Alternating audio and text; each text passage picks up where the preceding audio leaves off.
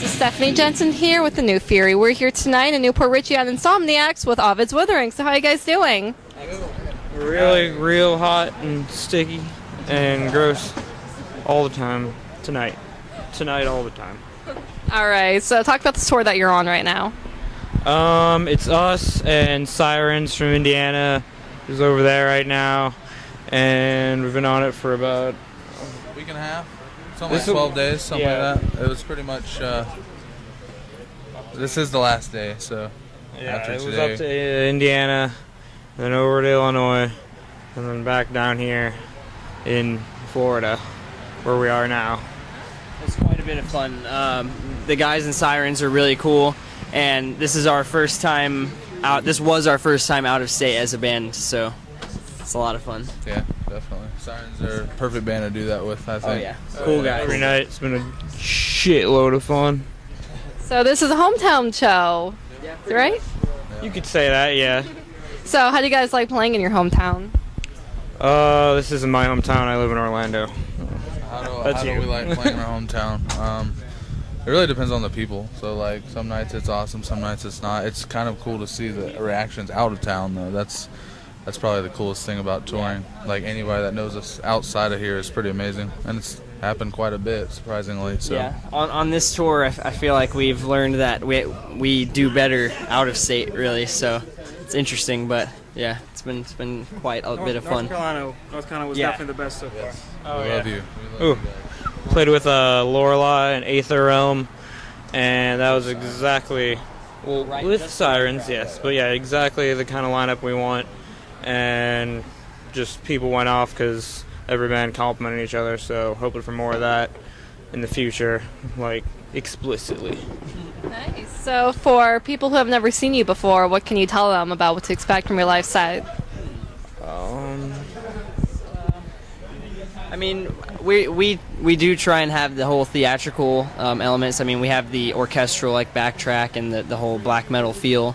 So we just recently implemented our light setup, and that's definitely adding like a big layer to our stage performance. So I don't know. Yeah, I mean, it's more of like a presentation than it is a show. So it's kind of like you have to pay attention, right?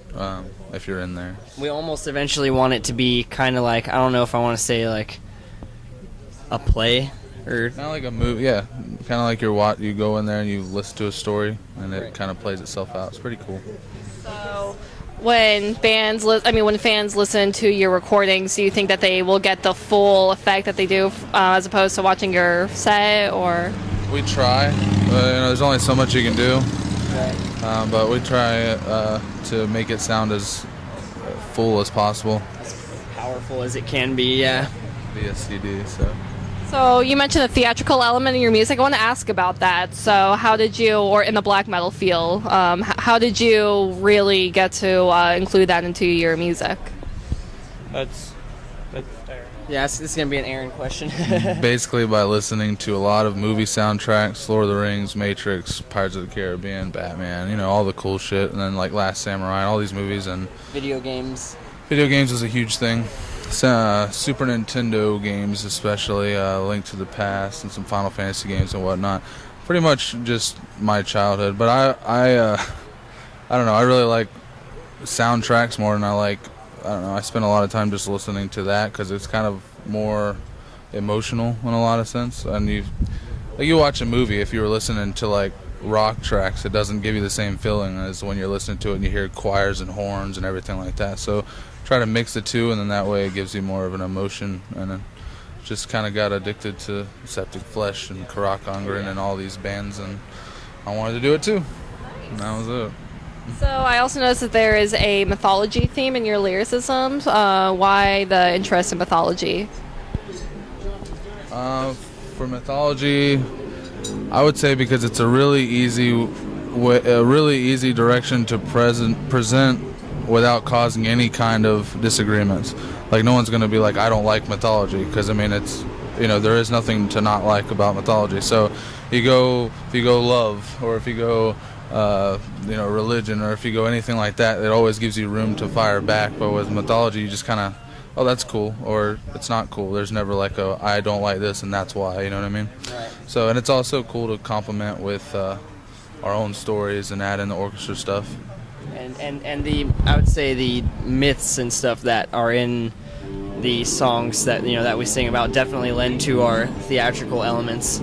So it works out well. Nice. So you mentioned before that you have a full length coming out and an EP. So would you like to talk about that? They're both coming out at the same time, and the EP is going to be a little bit different because they don't know, but because it's more of a focus on, I don't want to say melancholic, but desolate heaviness and just like an atmosphere of hopeless, morbid, crushing loneliness that comes with being in a post-apocalyptic world that's been ravaged by monsters that stalk you, and you're the only one left. That's the half abstract, half really literal description of it, but he came up with it. I don't write any of the lyrics. I don't even know him. It's a play on the lyrics. It's our own stories based off mythology. Then it ends and creates from the end of basically we end Greek mythology in our music. There is no more Greek mythology, and then we create our own mythology based off of that. And Terraphage is kind of like the limbo in between the creation of the new world and the end of the old world. So, and we, there's nothing there. You want to make it sound like there's nothing there. So. Awesome. So you mentioned on your Facebook that you have a do-it-yourself method. So want to talk about that? That's because we're the only ones doing it right now. We don't have people trying to do it for us, so we just, if we want something done, we're not going to wait around and, try and shove our shit in labels' faces and be like, hey, why haven't you signed us yet? Yeah, if they like us, then let them say it, right? Yeah, and if no one's, gonna offer anything, then, don't get all butthurt about it and be like, man, no one ever signs popular bands. They only sign shit like Asking Alexandria, and I'm so mad at people who are younger than me. Don't be like that. Just fucking do it, because you're not a goddamn old person playing Godsmack covers every night. Sorry, I'm getting bitter and rambling. But, no, we just do it. Don't limit yourself. What we want. So yeah. If we want to get it done, we get it done, and if, that way if people don't like it, we don't owe anybody any money. We're just broke. Yeah.